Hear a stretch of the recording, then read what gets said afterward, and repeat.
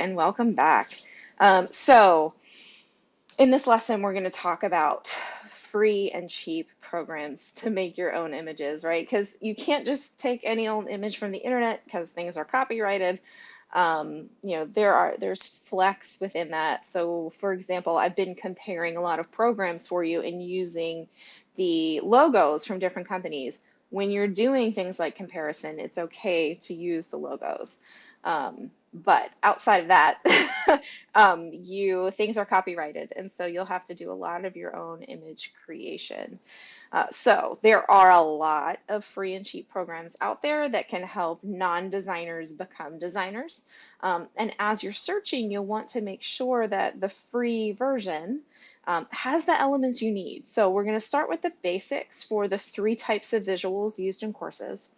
The first is branding. So for branding, you want to make sure that you have a program that lets you do basic images and a variety of fonts. So for branding, you're looking to be able to design a logo, banners, other combinations of image and text. You want shapes, you want a good font library, and you want the ability to adjust the size and the color, and the ability to easily add your own hex codes for your colors. The second is explaining a concept, and for explaining a concept, shapes are incredibly useful here. As I said before, Venn diagrams are common, so are sort of like mind maps are common ways to explain concepts.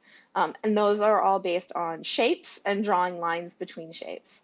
You also want to be able to easily adjust the colors and then manipulate the text. So doing shifting and twisting, and these are things that you can't just do in a word processor.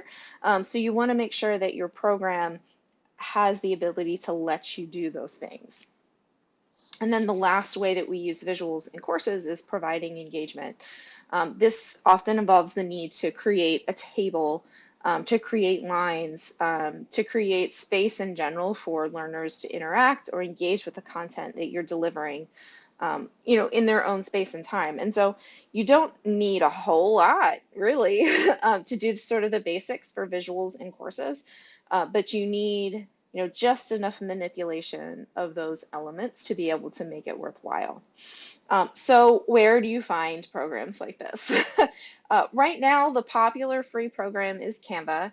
They do have paid subscriptions as well, and you can do much more with a paid Canva subscription. There are also subscriptions to Adobe Creative Cloud Express. The Express version is cheaper than full-blown Adobe Creative Cloud. You do not need full-blown Adobe Creative Cloud in order to do the things that you'll need to do for your course.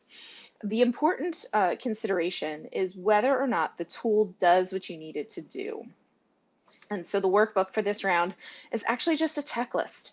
So for you to check off the capabilities that you need based on what you're teaching, if you think you're going to have a lot of visuals because to explain concepts, because the things that you're asking folks to understand are difficult or abstract, take that into consideration. If you know that it's going to be engagement in ways that needs more than just like a question and space to write things down, take that into consideration. So what this checklist is going to do is have you check off the things that you need, and then space for you to check off what programs have as you're doing your research. And it's it's a workbook that you can make multiple copies of as you're going through, or if you jump into something in the free trial and you're just like, this is not what I thought it was, that way you can always come back to it.